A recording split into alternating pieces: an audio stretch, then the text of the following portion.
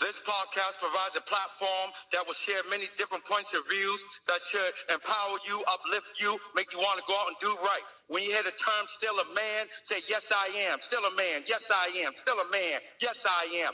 Let's go.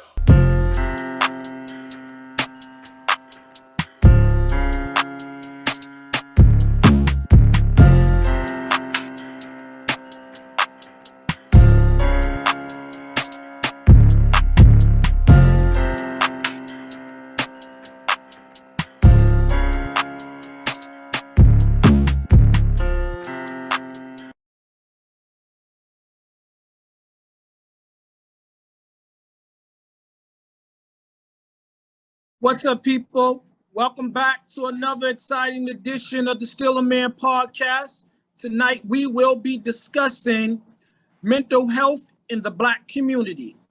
And we're going to take it a step further. We're going to talk about mental health stigma, because often our people do not do well with mental health. So we have this belief that if we don't talk about it, it's not happening. But it's real, and it is something that is plaguing our community. So tonight we're going to talk about it in depth. So, guys, we're going to get right to it. Tanya, you want to go ahead and give us your definition of mental health? Ooh, mental health. My definition is someone who's keeping their emotions inside, their anger inside, that leads them to do things that are harmful to themselves and harmful to others. Good answer. Good answer. Let's go next with Sean. I think mental health is, for me, a combination of things. It's just how someone actually deals with life, whether positive or negative. Being able to just cope with life in general. Good answer. Good answer. Timmy, you're up next.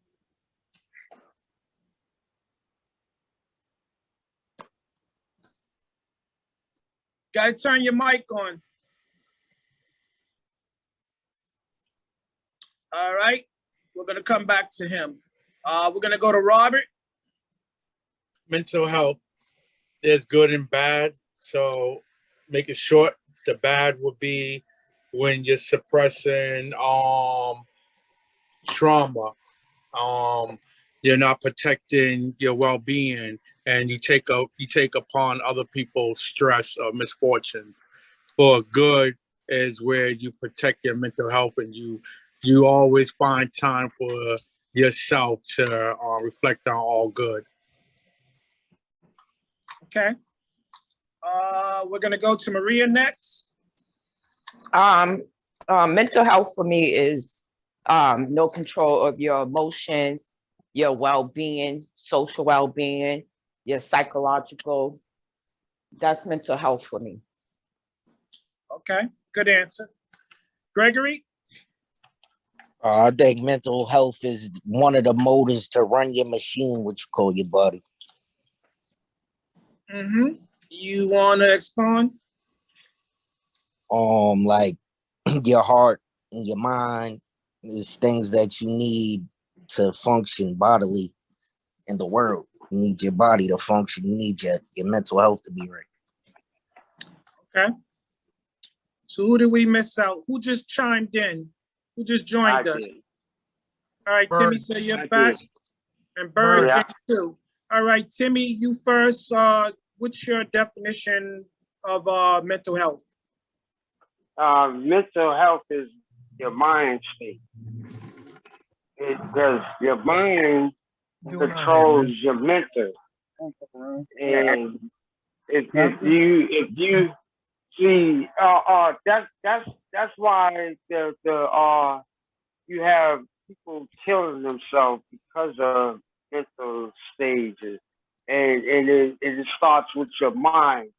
Okay, so say you bang your head so many times, you can get yourself a concussion, right?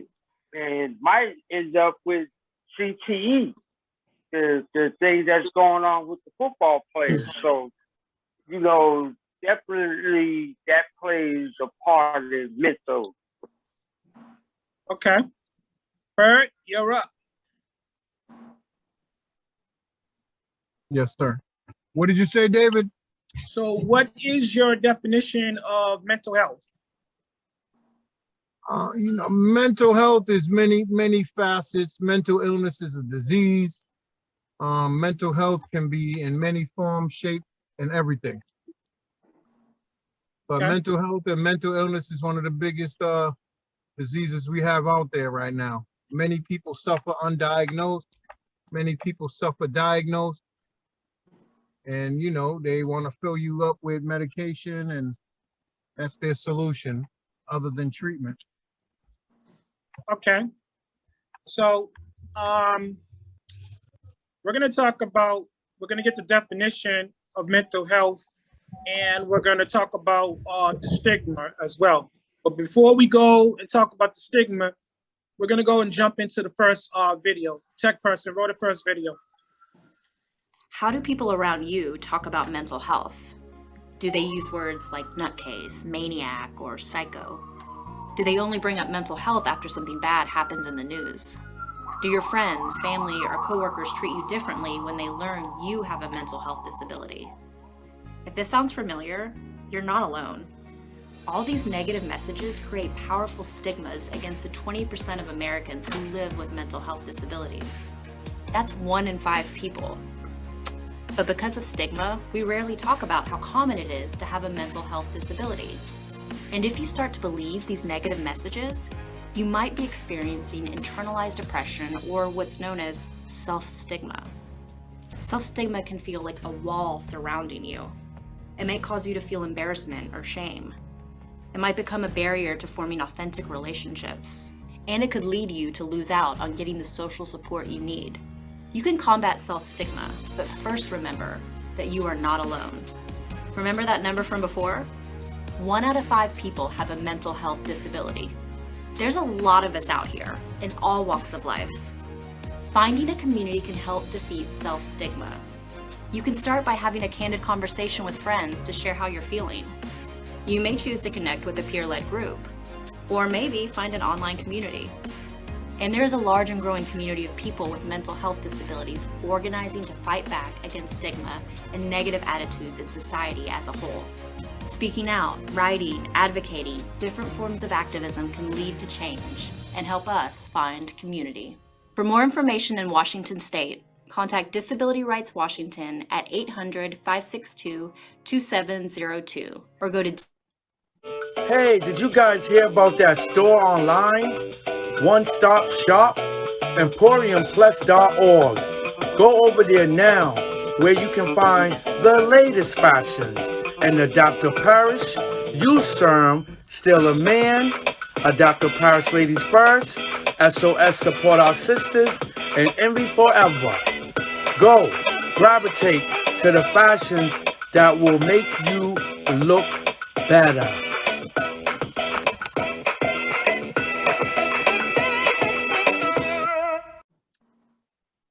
All right, people.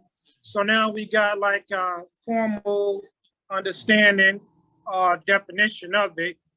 Let's go in and Kiana, I heard you just joined us during the video. So for all you guys just tuning in tonight, we're talking about mental health in the Black community. And to take it a step further, we're talking about mental health stigma. So we was getting everybody's definition of what mental health means to them. Kiana, you want to go ahead and give us your definition, what it means to you? It means a lot to me. I feel like if your mental health is right up there with your physical health, if you're not together mentally, more likely than not, your physical is not well, your environment is not well. So it's everything. Nothing around you can be well if you're not mentally well. Okay, good answer. So let's go ahead and break down this word stigma. So stigma is when someone views you in a negative way because you have a distinguishing characteristic or personal trait that someone believes or that it is true that you have a disadvantage. So a lot often what happens when people have where the stigma is attached to something or someone, it brings about a certain level of discrimination. So now people treat you a certain way because they believe something to be so.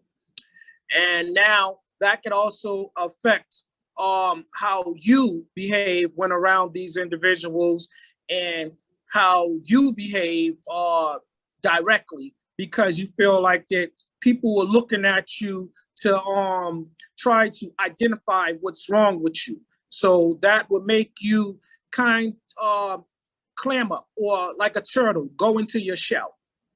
You hide from others because you don't want them to know there's something's going on with you. So in our culture, these are some of the things that you hear. One of the famous statements is, what happens in this house stays in this house. Ain't nothing wrong with that boy or that girl. They're just crazy. Ain't nothing wrong with them. They just need a good behind whooping. Ain't nothing wrong with them. You better go over there and lie down. So a lot of situations like that, that's what happens. So I want people to share. It's story time. So I want you guys to tell me if you've ever experienced something like this where you feel like that you're on a downward spiral, your emotions are out of control. Like if you have you've been depressed, you are suffering from anxiety, maybe OCD, what's the other one? PTSD, any of those things, or bipolar disorder or schizophrenia. So I want to know if you have suffered from these things, or if you know someone that is currently suffering from these things. And I want to also know if you ever been the victim of being labeled due to your a mental illness, or let's take it a step further, a disability altogether. We're gonna start with Tanya. Let's go with you, Tanya. We'll have to go with someone else real quick. All right. Let's go with you, Timmy. We're gonna start with Timmy. You got to turn your mic on. Bird. Okay. Bird, you want to go? Yes. I am currently right now suffering from PTSD, anxiety, as well as depression, and I suffer some anger issues that I'm dealing with currently. All trifectas. Just kind of getting through every day, one day at a time, trying to manage myself a little bit more productive, trying to not necessarily medicate for these diagnoses, more self-medicate and self-treat opposed to medication that is recommendedly prescribed. I do not feel that I have been discriminated against based on what I suffer, because it's not really a story for everybody to know in that facet to be judged or to be discriminated against due to what's going on. Have I been triggered on many occasions? Absolutely. Do I still get triggered? Hell yeah. Well, before we go on to anybody else, I just want to hit you guys with this acronym. It is ASK, A-S-K. Acknowledge that there is something wrong, that there is a problem. S, seek support and services. The K, knowledge is power. Okay? So if you guys want to go ahead and jot that down, I'll say it for you again. The acronym is ASK, A-S-K. The A stands for acknowledge that there is a problem. S, seek support services. K, knowledge is power.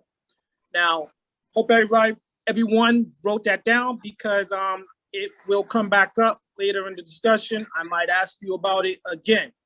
So we're gonna go on to someone else. Kiana, do you know someone that is suffering from any mental illness or anyone that has been let me say threatened or impacted by any stigma attached to mental illness?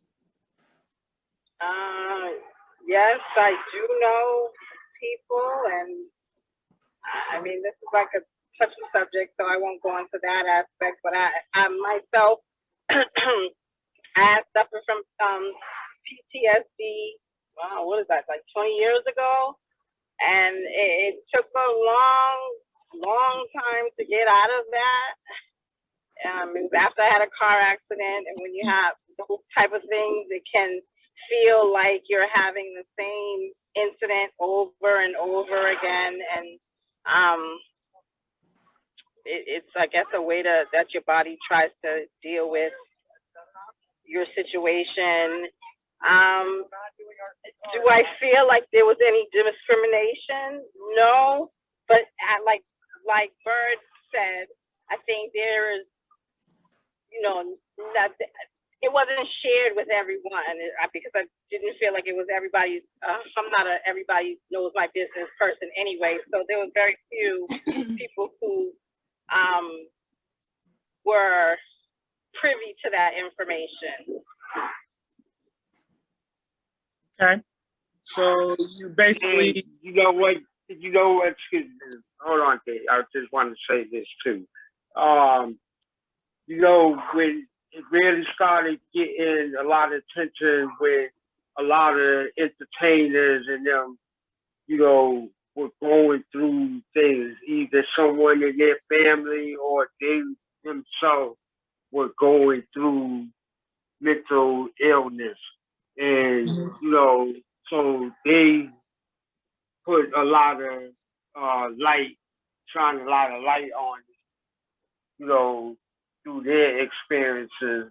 And then that, opened up the doors for people like ourselves to be able to, talk about it and try to at least do something about or recognize that you had that issue. So I think that because of the entertainers and them all had opened up about their experiences, the public, general public, opened up. that's true.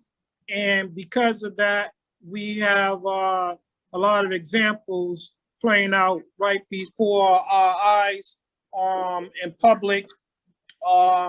So like rappers, entertainers, sport athletes, actors and actress, even politicians, government officials.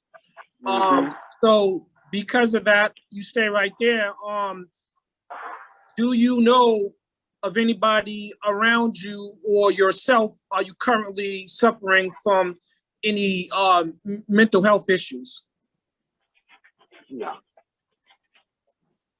You said no? No. And Okay. if I did, I had the tools to combat that. That's good. That's good. Good coping skills. All right, Mr. Lacey. I hate the diagnosis of all these terms for mental health because I feel like everybody has a little bit of moments where you're feeling a little bipolar or you're having OCD or PTSD. Everybody has those type of feelings. So I hate it when people get diagnosed with that thing. You can work on it and build towards it. But like you said, you got to address the problem first and say that there's something wrong. Mm-hmm. So you got to acknowledge it before you can address it. Okay. And if you're in denial about it, you'll never address it. That is true. Denial is a serious acronym. Denial means don't even know I am lying. Mm-hmm. I like that. It's like a drug addict or alcoholic saying that they're not what they are. You know, I'm not a drunk. I'm not an addict. You know. So it's one of those situations where everybody recognizes it except you. We're gonna go to Robert. Yeah, I experienced mental health problems. Really, just living in this apartment I live in, from the second to the third, the neighbors, they was really working on my mental health. And I kind of I allowed them in some sense to really beat me in the head like that. But after a while, I took back, control of my mental health, protect it. And, I take it to the ambient sounds, like serenity, noise or music. So I'm in meditation mode. I'm at peace. Mm-hmm. And go ahead, and I'm gonna put you on the spot. Where can we find more helpful tips like that? You can tune in bi-weekly on the Still a Man platform, Wind Down Wednesday with yours truly, Mr. Robert Brewington, and enjoy other things on that platform, such as Shake It Up Saturdays, Man in the Mirror interviews, Tuesday night podcast, Still a Man, and Think About It Thursdays. That's on YouTube. Okay. All right, we're gonna go to Maria. Are you still with us? Yeah, I'm still here. Okay. Yeah, I experienced PTSD. I've been clinically diagnosed with anxiety. I may have a little bit OCD. I was prescribed a prescription for my anxiety, but I do not take it. I try to cope with the breathing techniques, like Robert said, get out my head, try to not to think about the negative stuff and think positive. Okay. We're gonna go to Sean. Yeah, for many years, I dealt with, and I didn't know that it was considered a mental thing, but I had OCD real bad, and I still deal with it somewhat. But I've learned over the years to kind of control it if it's possible. I'm not as compulsive. I used to freak out on people behind that. And I was a germaphobe. So that's my experience with mental illness. So let me ask you a question real quick. Due to the pandemic and then dealing with others outside of your household, within your household, did this cause your OCD to resurface? Not too much, because I've it's interesting that you say that, because like I said, that when I suffered from it, and I thought I was doing it in private from out of the circles that people normally know me out from, like people from work, home, knew that I was that our generation of Michael Jackson. I rolled like this for a long time. Like, for you all that go to church with me, I would show up at church like this, but by the time you all would show up, I done had my gloves on. I carry gloves in my back pocket, mask, always had that stuff. Wow. So no, it didn't heighten it, didn't lessen it. I just continued to move like how I've always moved. So you was kind of already preconditioned, given the necessary tools beforehand. Yes, sir. So your OCD was it was an advantage in a sense, as opposed to others. Kind of. Because my OCD also was because where people weren't prejudiced towards me, I was prejudiced towards them, because I just assumed everybody was nasty. Oh. So could I ask Sean, what brought that on? Was it just did it just come about, or did you experience something? And that's just it. I didn't experience anything traumatic. I grew up in a family that believed in cleaning. And so as I got older, that was my thing. I actually have a side business to where that's what I do is I clean. And I love to clean. That's how I ease my stress, my tension. And I love to clean. And I always felt like no one can clean like I can clean. So if there's anybody listening out there, you know, Mr. Sean has a side hustle where he likes to clean. So make sure you get his contact information if y'all need some help cleaning up. I just went ahead and plugged you without your permission. That's all right. But you know, it's gonna cost. It might cost you a little, might cost you a lot, but it's gonna cost. Plus, you might as well pay somebody for something that you don't plan on doing yourself. For those that need a little boosting with their cleaning. All right, so who did we leave off with? Miss Tanya, you ready? Yep, I'm ready. Now, what am I supposed to be? What if I ever been mental illness? Yes. Have you suffered it? Have you experienced? Are you currently experiencing it? Or do you know anybody? And have you ever been guilty of discriminating against others, or have you been discriminated against because of any type of mental health issues? Well, I have been a victim of mental health. I experienced mental health, I should say, starting with feeling lovable, I guess would be self-stigmatized. Feeling unlovable from both parents, where those in my circle of influence see that I'm not being loved, that led to molestation, that led to what goes on in this house stays in this house. So a young child dealing with parents not showing any type of love, and the ones who are supposed to be their protector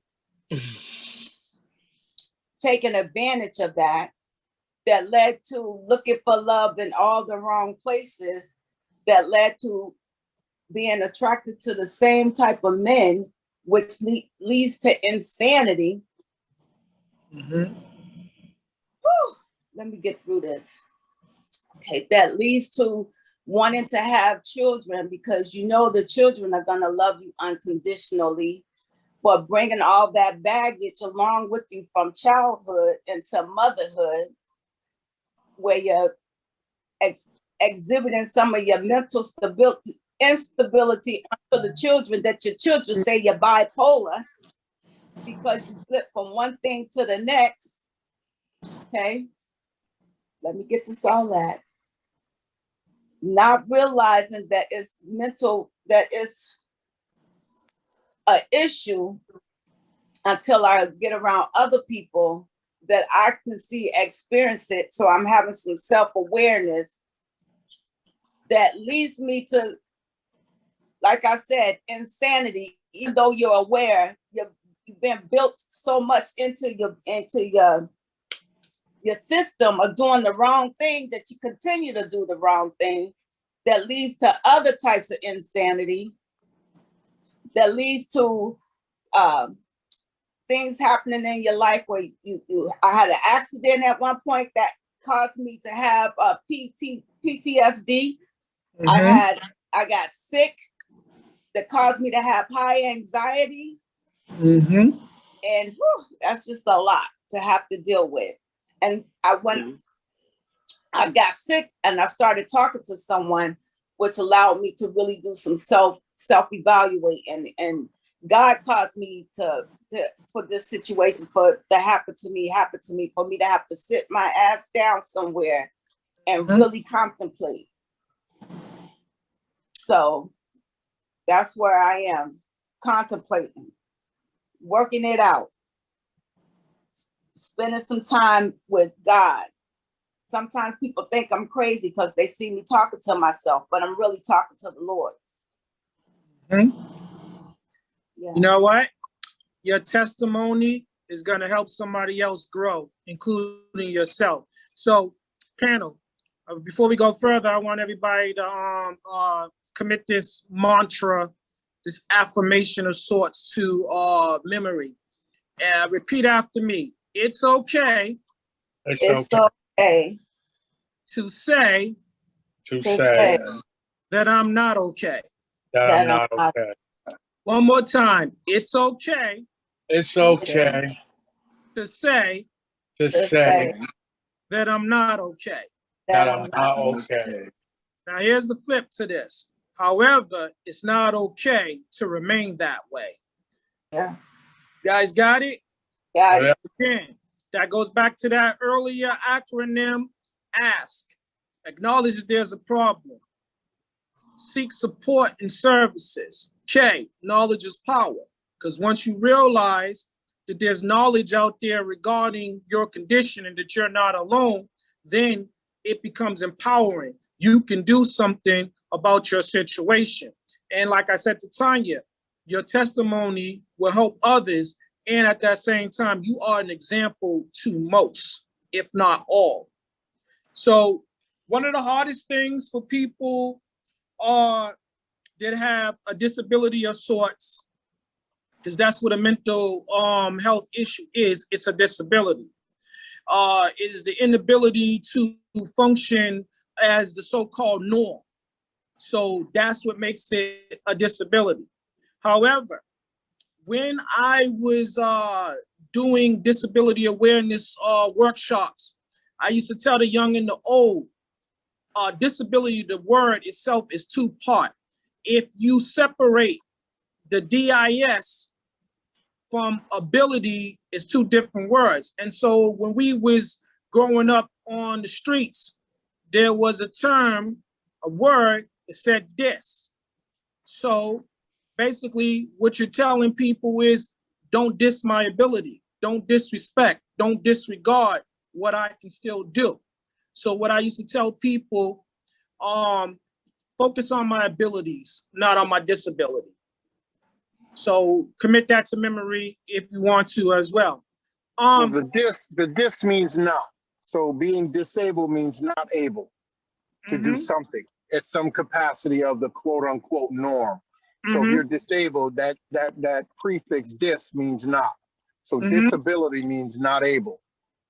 But what you want to do is, this is what everybody needs to know for the newly diagnosed and stuff like that. What happens to most people with mental illness or any type of disability is you feel like your life is over. How can I go on? And stuff like that. Everyone's going to look at me differently. That may be true depending on who you surrounded with, who you surround yourself with. But you know, you can learn to do things differently. So that's why when I say focus on my ability as opposed to my disability, because even though you can't do it at the so-called normal capacity, you can still do it in a way that is comfortable and conducive for you. It may not be what's good for everybody else, but it will be what is good and comfortable for you.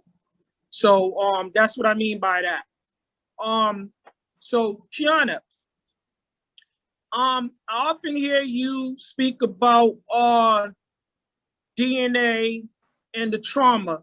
You I read somewhere about that every person of color has suffered some type of mental illness due to DNA trauma. You want to elaborate? Oh, I say, well, I mean, there's studies that say that due to our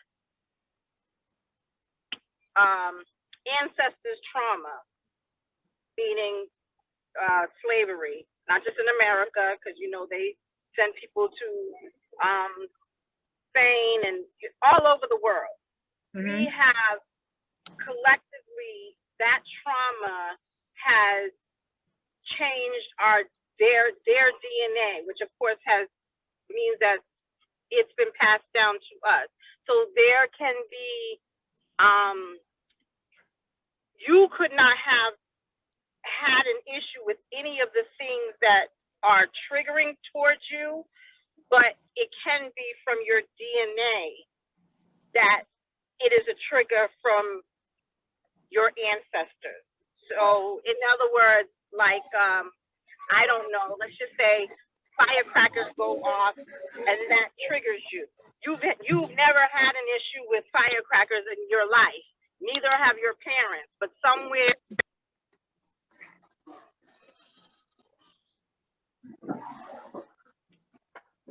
Something happened to a phone. Can everybody hear me? Yes. Yeah. All right, so everybody still there? Yeah. Okay, so Kiana must be having some technical difficulties. Yeah, she has difficulty with her phone. Are you back, Chi? Okay, so I'm gonna let Kiana, when she comes back, I'm gonna let her finish that.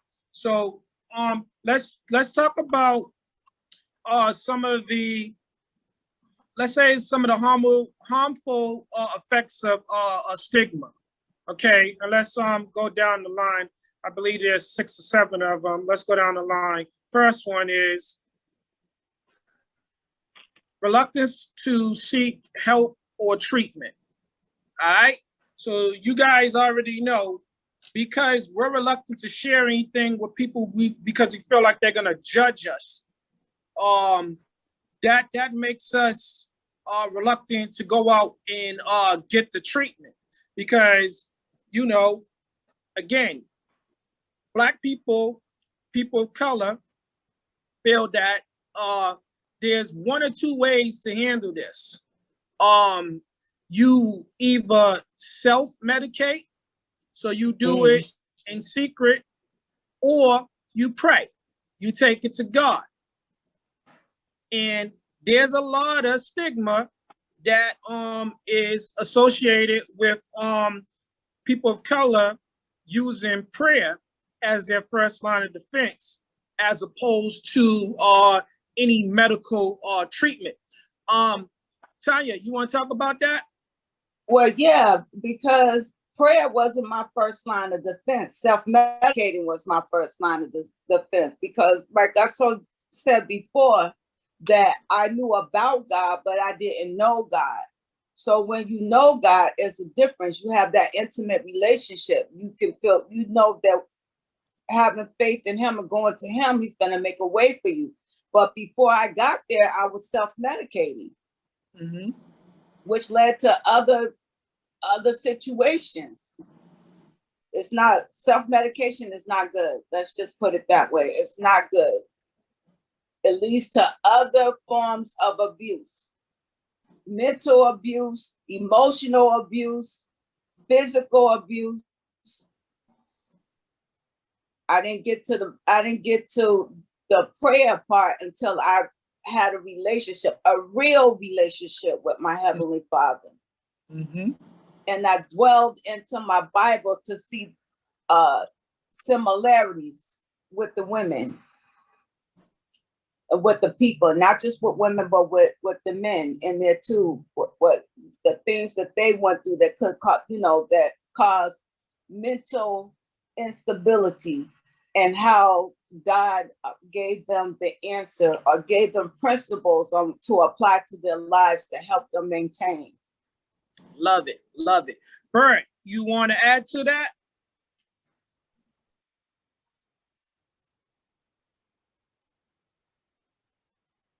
Okay, I think we might have lost her. Okay, there you go. Say that again. I'm here. So I said, repeat what I'm adding on to. So Tanya was basically talking about how some people self-medicate, and there's a stigma attached to people of color using prayer as their first line of defense for anything that is going wrong in their life or ailing them. I definitely agree with what Tanya said. I know of a God, but I didn't know God, and I self-medicated, and I'm medicated. I'm medically medicated. I self-medicated, and I mean, I don't necessarily seek prayer for the answer right now in my life. I'm just kind of seeking me right now, trying to figure out what works for me. You know, what works for me doesn't work for everybody. Prayer works for some. Prayer doesn't work for all. You know what I mean? I get it, but I'm on a self journey of peace, and I'm looking right now within me for the peace, not in God, not in prayer, not in friends. I'm looking for self-care and self-peace. Okay. So I say this to you. You know, there's no faith without work. Sean, did I say that correctly? Yeah, faith without works is dead. There you go. That's the whole thing right there. So all right, we're gonna move on to the next one. So the next one is lack of understanding by family and friends and co-workers and others. So again, we hide because we feel like no one's gonna understand what I'm going through. So I'm gonna keep it to myself so I won't be judged by anybody else. So I'm about to hit you guys with another affirmation. Guys, ready? So it goes like this. You can't help anybody else if you don't take care of yourself. Amen. Okay, so everybody say it with me. You cannot help anybody else. You cannot help anybody else if you do not take care of self. If you do not take care of self. So y'all commit that one to memory as well. Next one. So then you start to feel like there's fewer opportunities, work, housing, school, again, because you're reluctant to tell anybody what's going on with you. So again, you're hiding out, your anxiety is taken up a notch. For some of us, I believe it's called agoraphobia. You all have a reluctancy to leave your house because you feel like there is nothing good outside of your dwellings, that there is only harm waiting for you. So you can't function, you can't even begin thinking about leaving the house to go to school, work, or do anything. So needless to say, you don't go to school, you don't get an education. You don't go to work, you don't get paid. Next one. So then you live your life in fear of bullying, harassment, and embarrassment. Now, I don't know for sure if the person with the disability can become the bully, because you might feel like because everybody's out to get you, then you become aggressive. And those are signs of being a bully. Because some people feel like I got to get them before they get me. So I can see how that turns to the person with the disability becoming the bully. Health insurance that doesn't cover what you need, your mental health treatment. So now we can't get the proper services and treatment because our health insurance doesn't cover it. Maria, you still with us? Yes. You want to talk about that health insurance and treatment? If you have any insight about that? What do you mean? Regarding is it covered under most like I'll say health insurance such as Mass Health, Blue Cross, for people to come in and get therapy, talk to somebody? Yeah, so Mass Health definitely cover, if you have free insurance, they cover behavioral health up to a certain age. After that, you probably would have to sign up for coverage through Mass Health where you have to pay a monthly fee.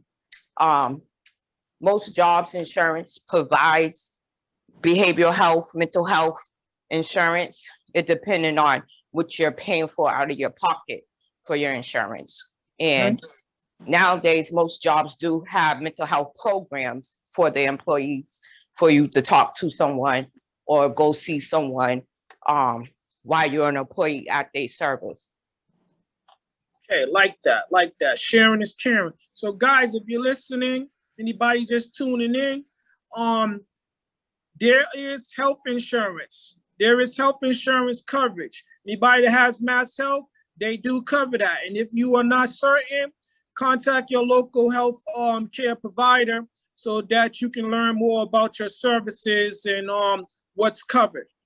And same thing with all the other different types of health insurance. Let's move on. So then some people feel like there's a belief that they'll never succeed at any of life's challenges. And that's a hard thing for people, because if you feel like this is all in vain, what am I doing this for?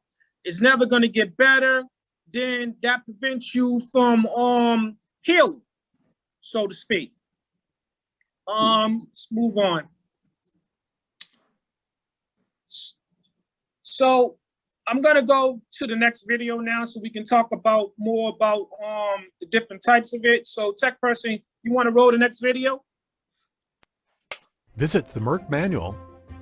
Full access without fees or ads. Thousands of topics written by medical professionals. Mental illness, the quick facts.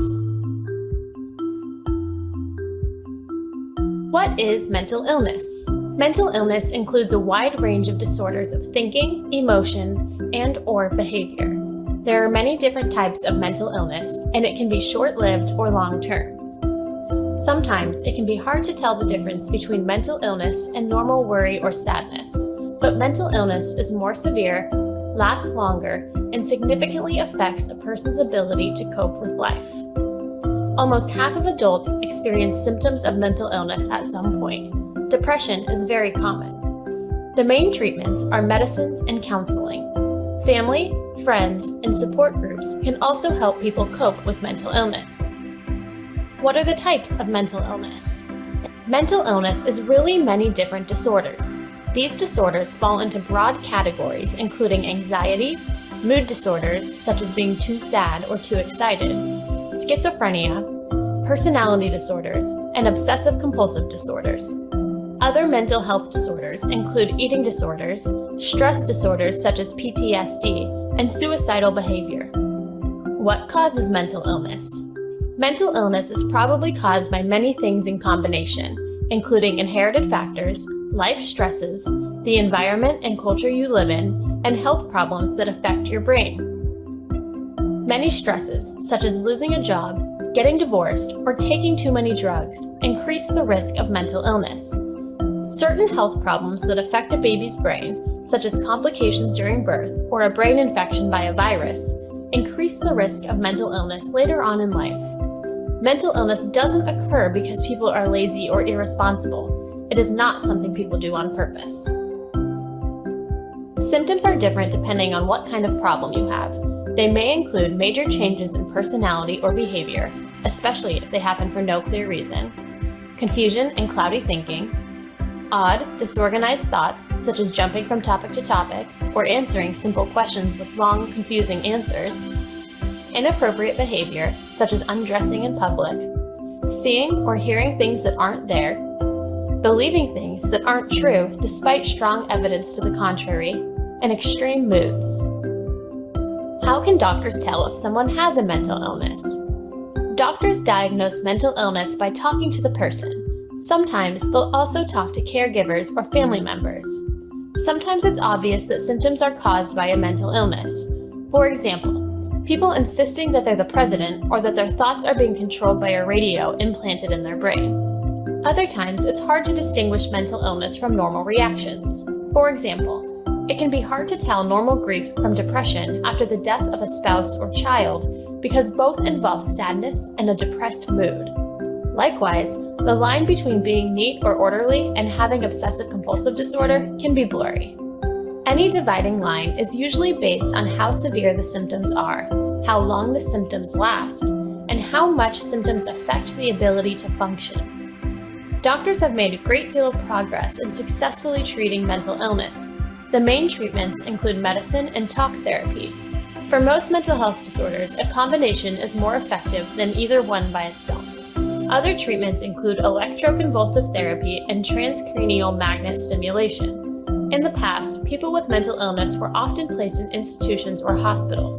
Today, people are more likely to live productively in the community, but many people with mental illness still don't get the care and support they need.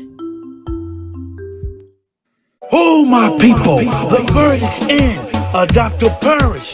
You SAM, still a man, and be forever. Adopt or perish, ladies first. SOS, support our sisters. Even if you support our sisters only.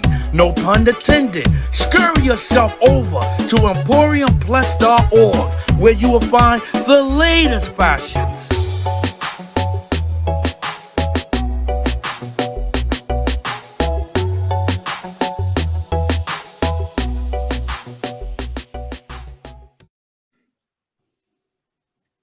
Okay, so if you're just joining us tonight, we are discussing mental health and basically how it is dealt with in the Black community. And we also talking about mental health stigma.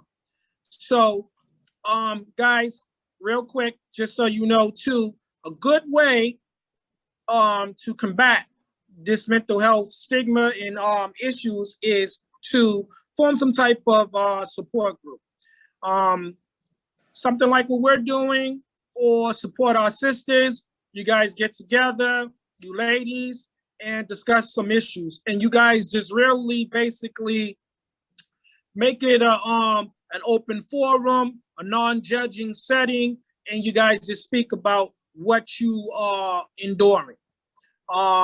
Because a lot of times, again, people ignore it and hopes that it's gonna go away. It's not gonna go away.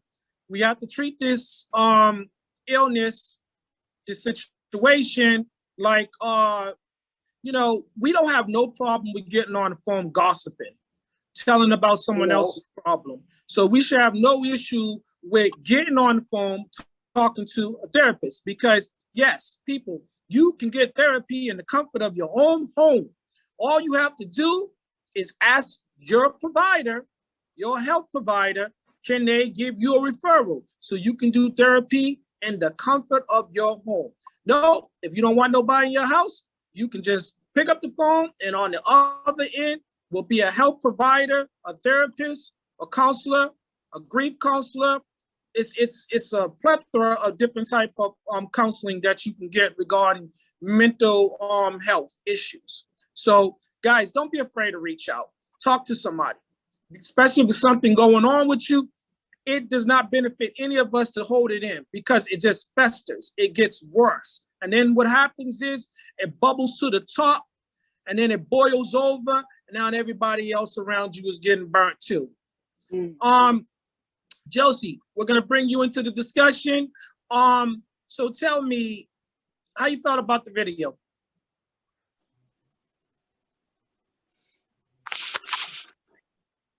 It was a lot. I can relate to some of the things she was saying. It was a lot. So I believe that mental health has some place in me. Yeah, I do. Which one, which part, I don't know.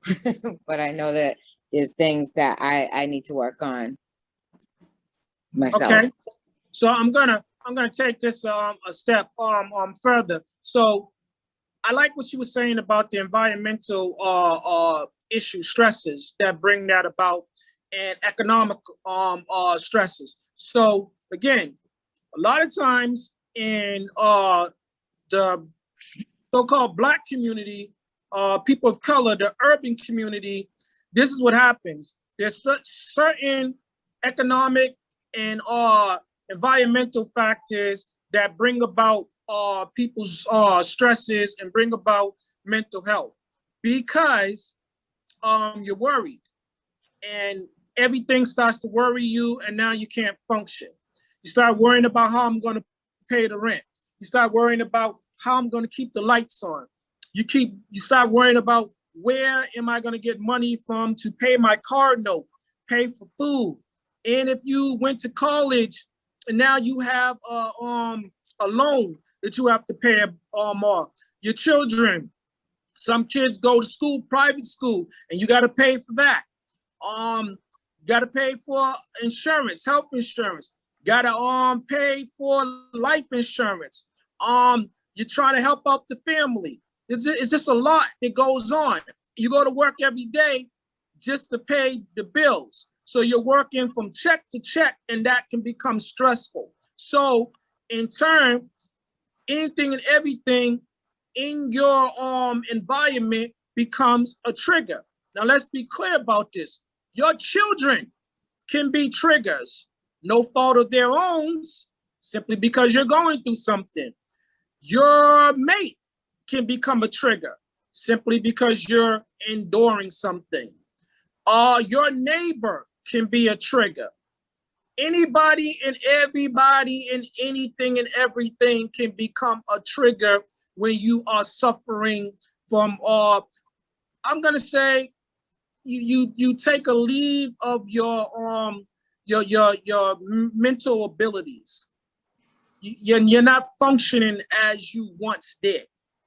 So now I'll come back to you, Josie, and I'll ask you this question. Have you ever suffered any type of breakdown or mental illness due to environmental and economic factors?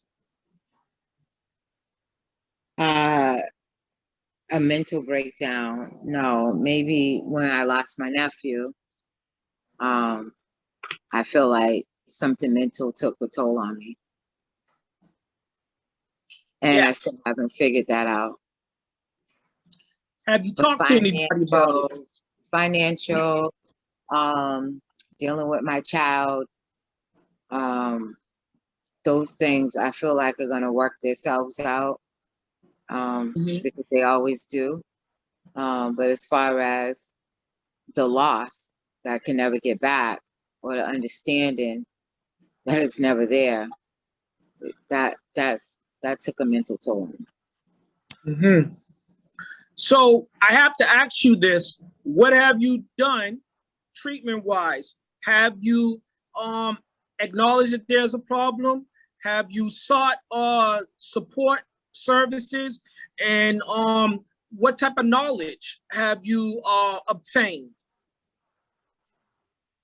Well, David, since you asked, what you just said earlier, I want to make sure I acknowledge, then seek, and then build the knowledge around the help that I seek.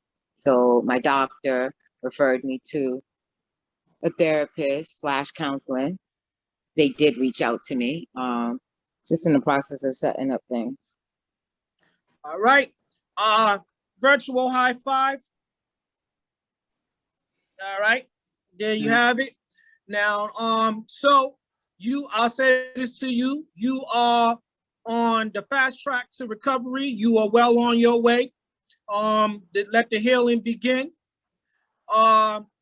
Let me ask, we're gonna go to Sean. Sean, have you dealt with any type of environmental triggers or anything that brought about you feeling like you're depressed or any type of anxiety?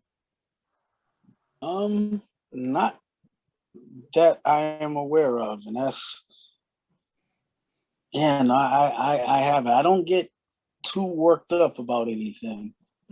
I'm definitely a control freak, so I feel like I'm always in control, and if I don't have control, it's not for me. If I don't have control over it, I know how to dismiss it, if that makes any sense, so that it doesn't bother me like that. So no, I don't have anything that triggers me to be overly compulsive or aggressive or anything like that. Okay. So what I would say to everybody in a situation like that or something similar, I would suggest that all of us, for those of you that have mates and stuff, sit down and talk to your mates, because there might be some things, some triggers that you're unaware of, but they're aware of, and they just haven't brought it to your attention. So that's for all of us, because sometimes there's things going on with our mates that we're not aware of, and we feel everything's okay, but it may not be, because we're not communicating. So I would say that to everybody on the panel. And I'll take it a step further. It's easy to become complacent and get comfortable, because all of us, we all control freaks in a sense, because we feel like if we can control it, then it could do us no harm. So when things spiral out of control, then that's where the mental health issues start setting in, because you work diligently to try to get control back.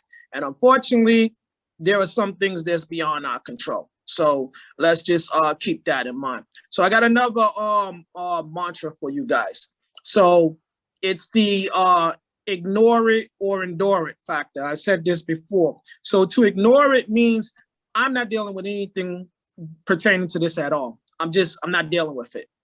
To endure it means you will open up the door and you are going to take on everything that comes with dealing with that situation. But I'm going to tell you guys, it is very hard to ignore a mental illness when it starts impacting those around you, because we can kid ourselves that nothing's going on until it starts to impact those around us. So pay close attention to that, guys. So I'm gonna, Tanya. Yeah. We'll come back to you, dear. So let's fast forward to the presence. Now, like I said, it's gonna help you grow and everybody else. When dealing with a mental breakdown of sorts, and I gotta ask you this: if you suffered from such a thing, how did you go about combating it? What type of coping skills have you adopted? Do you have any suggestions for the rest of the panel? Well, since dealing with my illness, I could always been the type of person to kind of hold stuff in. I'm that person that holds it in and ignore it until it bubbles over, and now everybody's getting it. So since I've been sick, I was dealing with a woe is me. Why did this, I knew why it happened to me, but I still was being frustrated with myself of the lack of progress. And I, looking at my husband as my support system, I had come to realize that I wasn't the only one who was dealing with a mental issue. He was dealing with a mental issue too, because this, as much as it affected me, it affected him. And we both had to come up with some coping mechanisms, because he would have a breakdown, which caused me to have a breakdown. And so it would just be a little chaotic at times.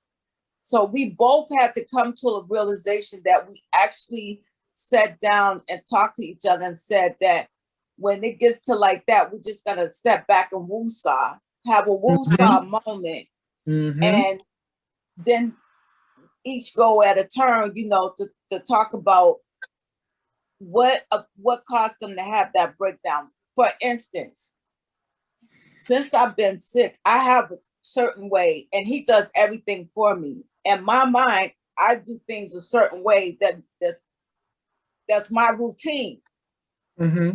So when you're not following my routine, I get easily irritated, and I'm frustrated, so I'm kind of lashing out. Vice versa, he's the same way. If he knows that he has a routine of doing something, but his attention gets diverted and I'm trying to bring him back on track. He gets frustrated because now I'm trying to tell him how to do something that he already knows how to do.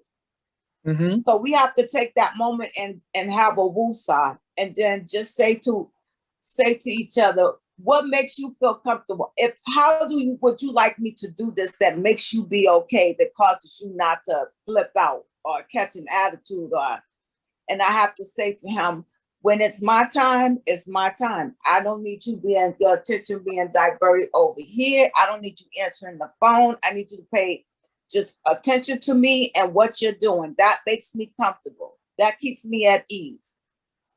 Okay. So and that's how we cope.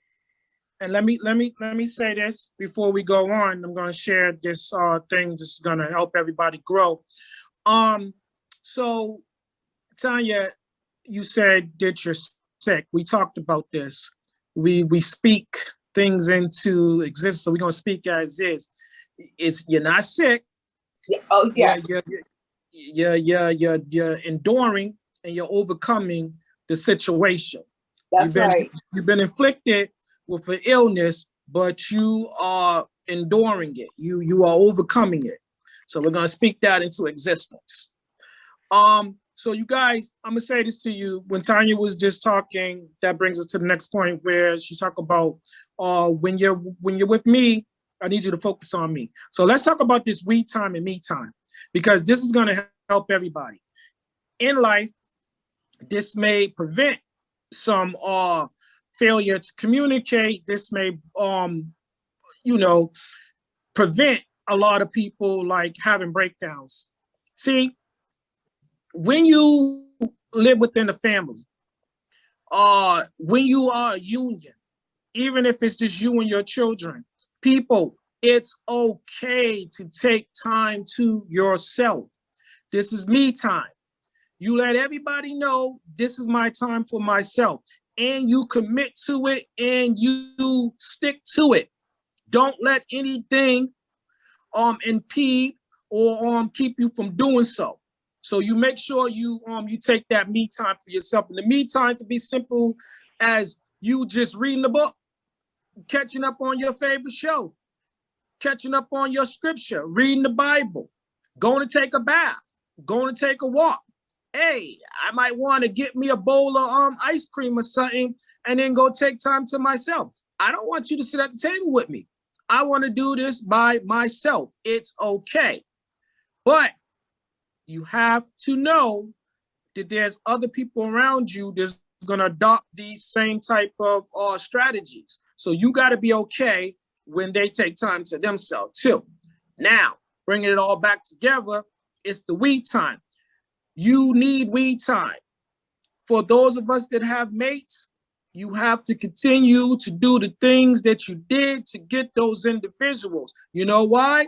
Because if they're happy, the house is happy, and then you don't have these triggers of sorts. Now everybody's communicating, and there is not no mental breakdown where you're losing it, and the next thing you know, you're watching TV, and you no longer have a TV because she done took something and threw the TV. It happens. Just because it hasn't happened yet in your house doesn't mean that it hasn't happened in someone else's house. So make sure you take this we time and you make sure you're loving on the individuals around you and you're doing you're creating some outlets for you, some escapes. And let me tell you about this we time. We time means simply you may have to leave the environment because the environment might be the trigger. That might be the factor that brings about the breakdown. That might the mental discourse. So that means you guys might just go for a walk together. You might go for a ride. You might go to a restaurant. You might go out to see a show, a movie, or a live show. Laugh, do something. Go visit other family members. But if those other family members are your triggers, stay away from them. It might be as simple as you guys going shopping. Now, I'm not talking about window shopping. You can do that too. But I'm talking about going food shopping. It might be something within the home. If you have to be in the home, you might cook a meal or something together. And that will bring about some comfort for both of you guys because you're doing it together. And you know what that does too? It gets people talking. So now as you're focusing on cooking this meal together, now you can talk about some other issue. But guys, you might want to stray away from having discussions during the weed time when you're trying to make it a very positive environment. You always want to talk about the things that are ailing the family and the relationship. I think some of those conversations are better had outside the house. Go for a walk and you might have those conversations. But let's talk about some of these things that you can do to help yourself real quick. All right, so 7 items real quick. Get treatment. You may be reluctant to say that you need treatment, but don't let the fear of a mental illness label prevent you from seeking help. 2, treatment can provide relief by identifying what's wrong, such as symptoms, and what's wrong in your personal life and your working life. 3, don't let stigma create self-doubt. Doesn't just come from others. You mistakenly believe that it is something personal. It does not have to be personalized. You need to come to terms that you are not the only one that is suffering from something. It may not be the same thing. It may not be at the level of your suffering, but there is someone somewhere enduring something at the same time, or other times when you are having relief and you have peace. Someone else is enduring some hardship. You should know that weakness is not something that you should try to take on your own. It's okay to seek help, from others. It's not a sign of weakness. It only becomes a weakness when you do nothing about it. Okay. You also need to learn that, who has meaning yourself or others, the individual that has some type of mental illness, even though they're going through some suffering, they can get help and there is light at the end of the tunnel. All right, don't isolate yourself from others if you have a mental illness. You might be reluctant to tell others, such as your family, friends, clergies, members of your community, but they can offer you support if they know about your illness. So reach out to those individuals that you feel may not be able to help you because you have a reluctancy to tell them. But the truth of the matter is, if you say nothing, no one would do anything. If you say nothing, you can do nothing. Nothing can be done. Okay. Don't equate yourself with your illness. You are not an illness. So instead of saying I'm bipolar, say I have bipolar disorder, than saying I am bipolar. So you basically desensitize it. You dispel the myths. So again, as I stated to Tanya earlier when she said, when I got sick or my sickness and stuff like that, you want to take back the power. Words have power. So let's be mindful of that. All right, so we're gonna say this too also. You guys, we said this before, make sure you guys join some type of support group. And if you don't know where to find one, just again, ask your health provider. Go online. There are a lot of services like this. We spoke about this before when we was talking about men's reluctancy to go to the doctor and seek support from their peers. So again, we're gonna go back over the things that we talked about in the beginning. Can anybody tell me what the acronym ASK is? Sean?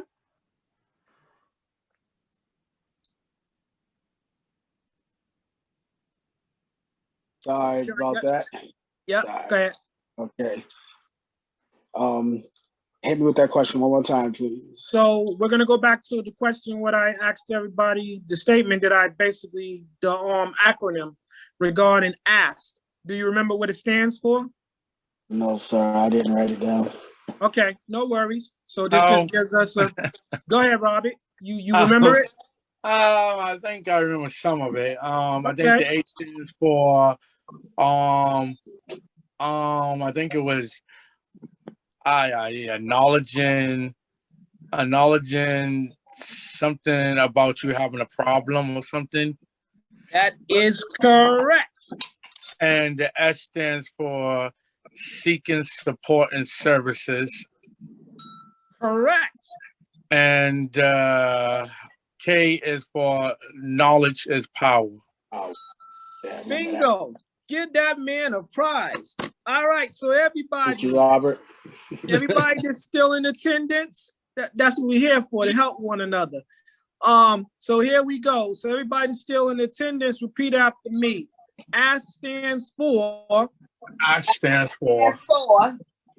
Acknowledge that there is a problem. Acknowledge that there is a problem. Seek support and services. Seek support and services. And K stands for knowledge is power. Knowledge is power. Knowledge is power. All right, so we're gonna end this by reciting the mantra. Well, Dave, okay. before you end it with yours, is Timmy still online? Yes, I am. Timmy, what was yours that from your meditation? The letters, each letter, what each letter meant. Stop. It was stop. Tell me what it means.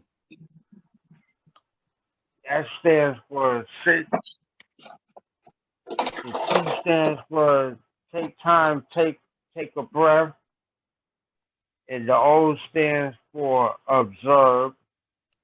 And the P stands for proceed. Proceed. Okay, one more time. One more time. S stands for S for sit. The T stands for take time, take a breath. O is for observe, and the P is for proceed. Okay, so basically sit still, take time, observe, and proceed. Even sit down. Yeah. I like it. The only time when you're just so overwhelmed, practice, the acronym for stop. S is for sit down. T is for take, I guess, time out, take time out. O is for observing. And then P is continue on. To proceed. Yeah. All right. And that is a good segue. And we're going to end it by saying this.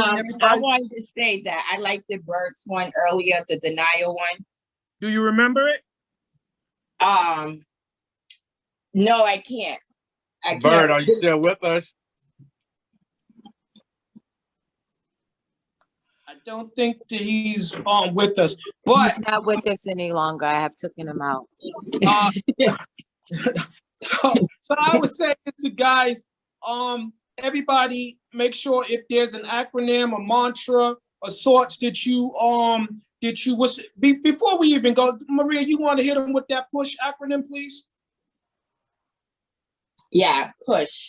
Pray until something happens. That's something else that we need to commit to our memory. When all else fails, push on, push, continue to push and pray until something happens. And we're going to take it out with this, guys. Repeat after me. It's okay. It's okay. It's okay. Okay, we're going to start all over again. Y'all making us look bad. People, we supposed to have harmony. Okay, on the count of 3. 1, 2, 3. It's okay. It's okay. We're gonna try this again till we get it right. So what you want them to do is hear you first, and then they say we're gonna act like we in school. It's gonna be what is call it? and response. That's right, call and response. Here we go. It's okay It's It's okay okay to say to say say that I am not okay. that I am not okay. okay. However, it's not okay. However, It's not okay it's not not okay to remain that way. to to remain. remain that way. Amen.